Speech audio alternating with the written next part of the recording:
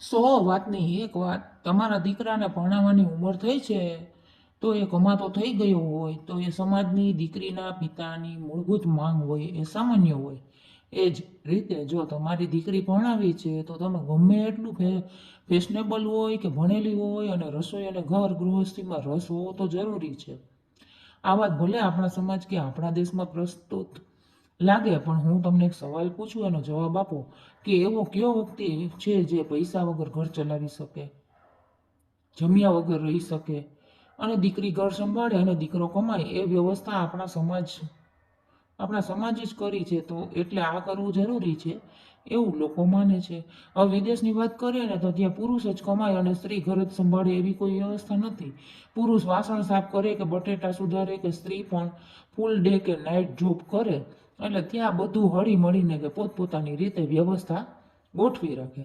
હવે આપણા દેશની વ્યવસ્થા પર પાછા ફરીએ ને તો એ પતિ પત્ની કરતાં એના પરિવારજનો, સોસાયટીના લોકો, કુટુંબીજનો કે જેને કાંઈ લાગતું ઓળખતું નથી એને જ બધી જાતના વાંધા હોય કે તમારો દીકરો શાક લેવા જાય એ કેવું લાગે, તમારી દીકરીને મોડે સુધીની જોબ કેમ કરવા દો છો, તમારી બહુ સૂતી હતી ને દીકરો કામ કરતો હતો, તમારો જમાઈ આખો દિવસ ઘરે હોય એ શું કામ કરે છે, શું કમાય છે?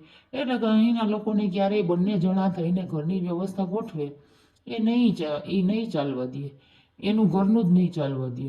હવે તમને મેં શરૂઆતમાં વાત કરી એ સમજાય હશે કે અહીં રહેવું હોય તો, એટલે કે હાલ યુવા પેઢીમાં વિદેશ જઈને વસવાનો જે ક્રેઝ છે ને એનું એક આ પણ કારણ છે.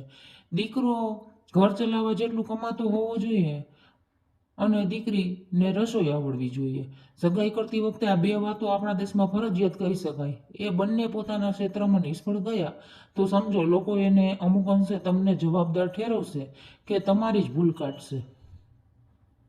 વાત સાચી લાગી હોય તો લાઈક, શેર અને કમેન્ટ જરૂર કરજો.